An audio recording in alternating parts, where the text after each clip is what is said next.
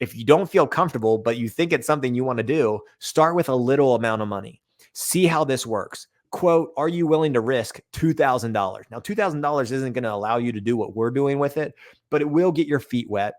I promise you, within 6 months of putting a little bit of money in these policies and doing it, you'll recognize the power of the system if you put an extra zero behind it, if you put 2 extra zeros behind it. How do you find the will to fight back against a world that wants to keep you sedated, average, and stuck in place? Join us for the tools and strategies you need to create a life of abundance, discipline, and high achievement. This is the Tactical Empire with Jeff Smith.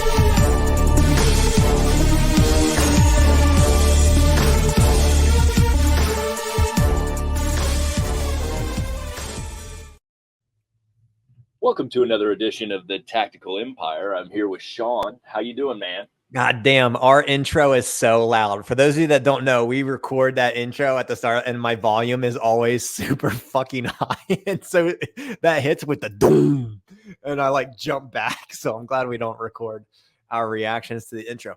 I'm good, man. It's a good start to the week. Super busy day. Lots of DMs from a post I put out. So I'm super excited about that, adding value, trying to educate some people on some things that they can do to get their financial house in order. How are you?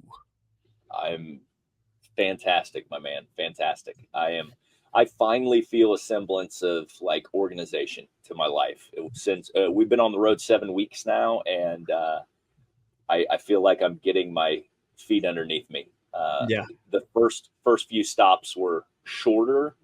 The last one was 9 days. This one's 21.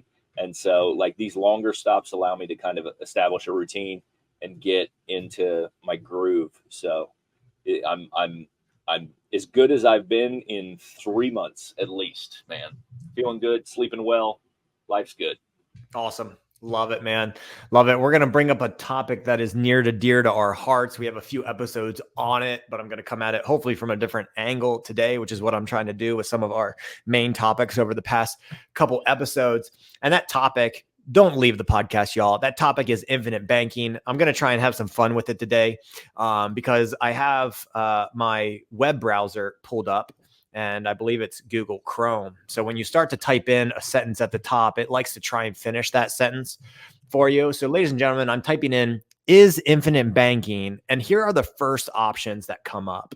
Is infinite banking legit? Is infinite banking a good idea? Is infinite banking legal? Is infinite banking a pyramid scheme? Is infinite banking a scheme? Does infinite banking work in Canada, the UK, US? Is infinite banking a scam? And if you go over and type in infinite banking on YouTube, you are certainly going to see a lot of supporters and a lot of naysayers. So, Jeff, let's have some fun with this topic today.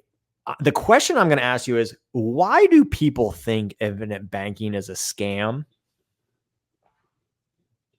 I honestly think it's because of the big organizations that like the publicly traded companies that you can go down the street for and get these life insurance policies.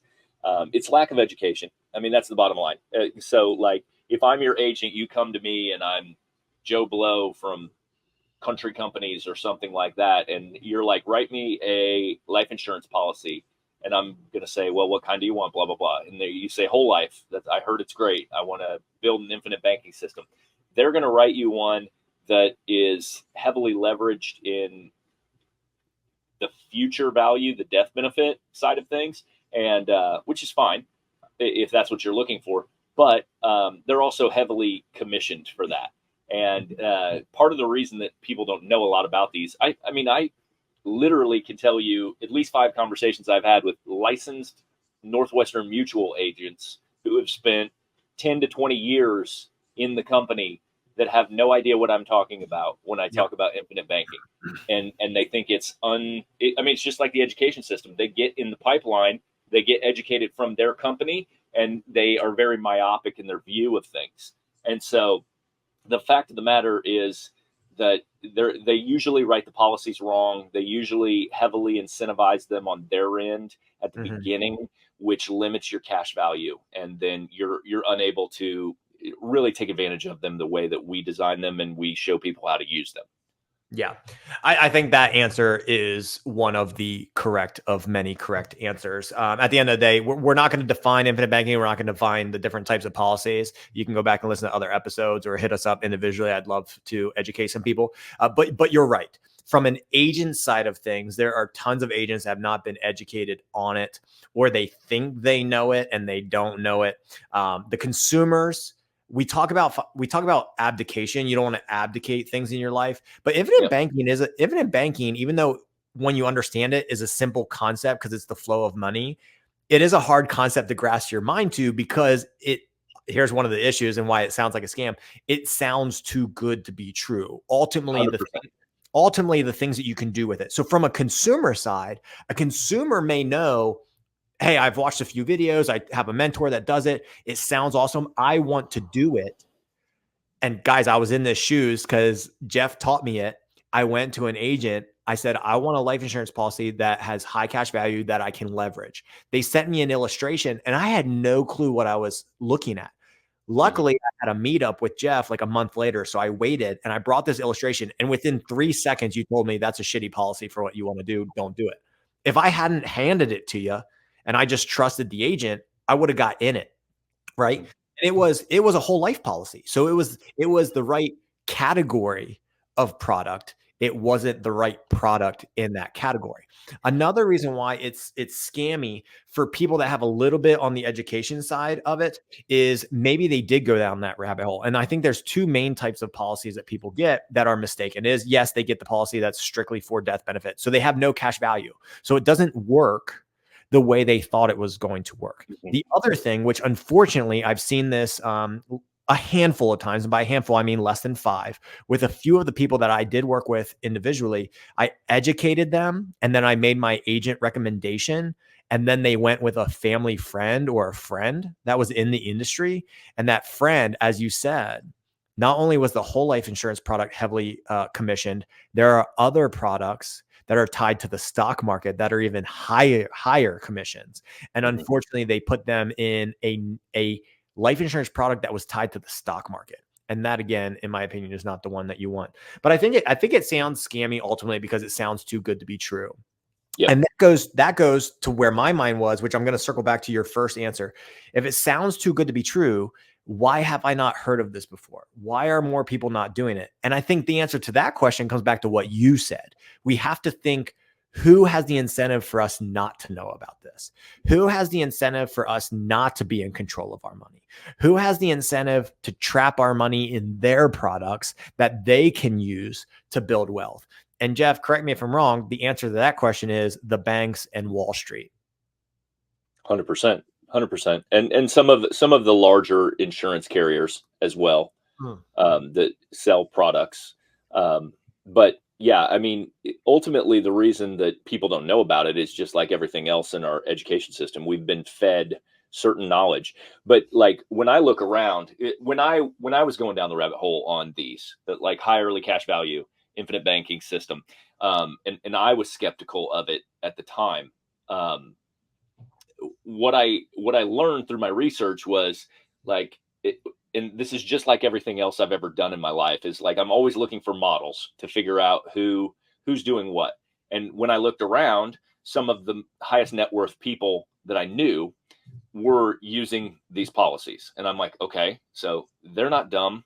Like, what are they doing and why are they doing it? And so that is number one thing that told me like, maybe this is not bullshit. And then the second thing that I learned on my educational journey with regards to these was that, like, if you look at the bank's portfolio on what they're invested in, if you look at like the big 5, Bank of America, Wells Fargo, all these guys, like, where are they putting their money? And so you see where they put their money. You can see it. It's a publicly traded company. They can tell you, like, where do they invest their savings to kick off money, right? And 40% of their money is in these policies. And the reason is because it returns that aggregate 6.5% every year. So they're shielded from it, like 40% of their capital, how many trillions of dollars that is, right? Is chugging away at 6.5% with no obligation to pay taxes on it, right? And so The other 60% is probably invested in whatever, loans and S&P 500 and other areas, right? But when you see such a deviation of such a huge percentage of their stuff in these products that we're being advised not to use, like that's where my skepticism kicks in. And I'm like, why would they be telling us that? And it's because they want you buying their money markets, like so that they can give you 4%, and then they can lend you money with their life insurance loans, and they make the delta of that 2.5%, and your payback keeps chugging back into their bank. So I don't want to get overly confusing, but those were the two real things. Like high net worth individuals use these policies. Somebody just sent me a reel the other day of a guy who he probably is worth 500 mil, and he was talking about him, and they were like, "Oh, you're on to something," and I'm like, "No shit, I'm on to something." Like maybe you should just believe me more when I talk. But I don't know who you're talking to that sent you that, but I have names that are popping in my head that do the same shit to me. They're like, check this video out. I'm like, that's what I fucking told you 2 years ago. But yeah, that guy's got 50,000 more followers than me. So, but that leads into my answer too. When people search it, they're going to be fed what the internet wants to feed them. And so without diving down who's controlling that, I went to YouTube and I typed in infinite banking. Now I'm looking directly at my screen. Obviously, the first video is a sponsored ad. Okay. Then the next two are actually infinite banking people explaining it and made simple. The one has 250,000 views and the other one has 25,000 views. So decent amount of viewership. And then it's another sponsored ad. But then the fifth video is our friend, Dave Ramsey. His video, Why Infinite Banking is a Scam, which people send to me all of the time. I'm probably a whopping 2.5 views of the 412,000 views on this one sub 10-minute video. So here's the thing. The one video that's got 25,000 views of infinite banking is 23 minutes long because this person has to explain it in detail. Dave Ramsey's video is a rant for 10 minutes about commissions and buying a cheaper product. He never goes on to explain the video. So when you look at, and Dave Ramsey is a well-known name. He's built a fantastic, huge business. I respect it. But you got to understand, he's got a client avatar that he cannot show complex things to.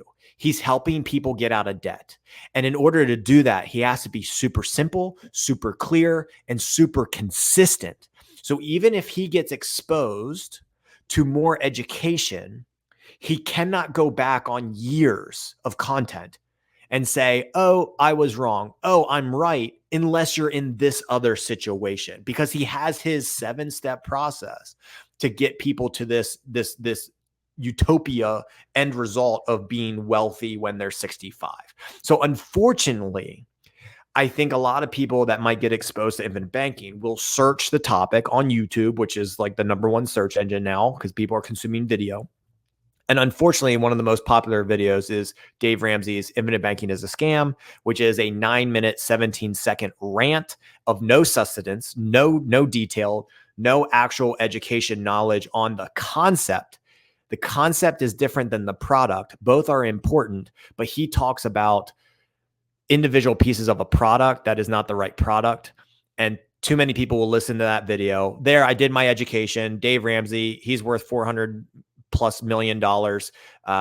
He helped my uncle get out of debt, so he must be right, not this random guy that talked to me on this other place that doesn't have a job like I do and doesn't have a house like I do and doesn't have a kid like, whatever. They just make these stories up. So unfortunately, I think it is what's being fed to people when they search the topic. I think that's a good answer to why people think infinite banking is a scam. I think I'd be wrong to not state that on our podcast today.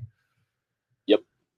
I agree with that. I think that if you're in debt and you have income, you should look into utilizing these products because you'll get out of debt 10 times faster by utilizing a high early cash value policy loan than you will because when you talk about being your own bank, that's what you're doing, right? So if you're taking a 28% interest on your Visa card and you're flipping it on its head to where you're actually making a positive return on it, you're eliminating all that interest.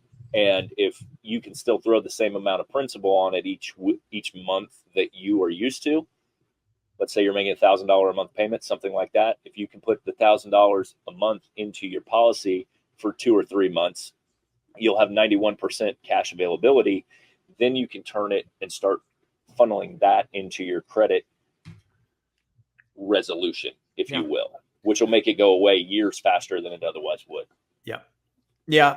And to wrap it up on my end, guys, like, people will like it until they hear a word or term that they don't like. And in this case, sometimes it is the word loan, debt, leverage, because people have definitions of those words that may not be fully accurate. So when they hear that we take loans to acquire assets via these policies, they want nothing to do with loans. They don't want any more loans. They don't want any more debt. How can I don't want to? Who do I pay back?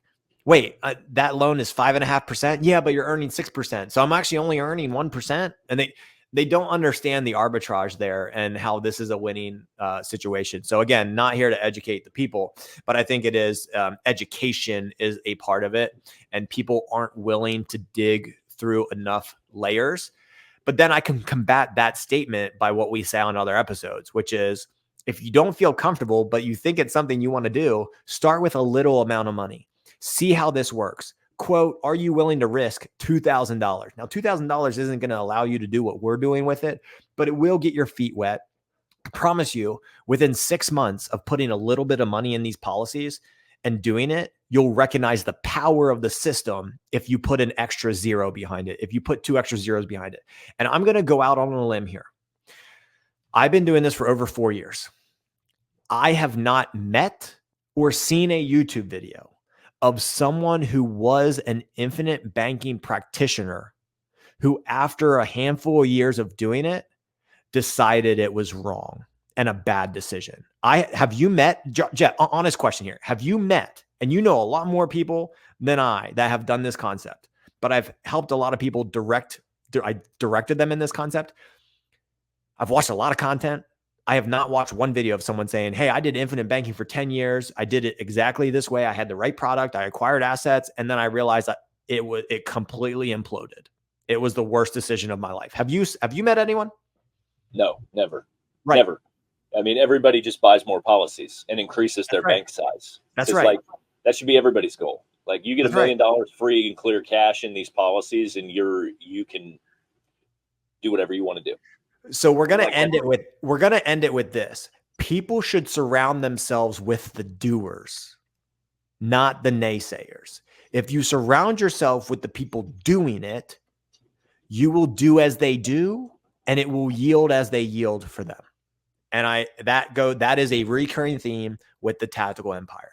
Surround yourself with the right people that have similar, like-minded goals of abundance and wealth building, and you will learn the right processes, products, concepts, and systems, and you'll be able to decipher between what is in your favor and what is not in your favor.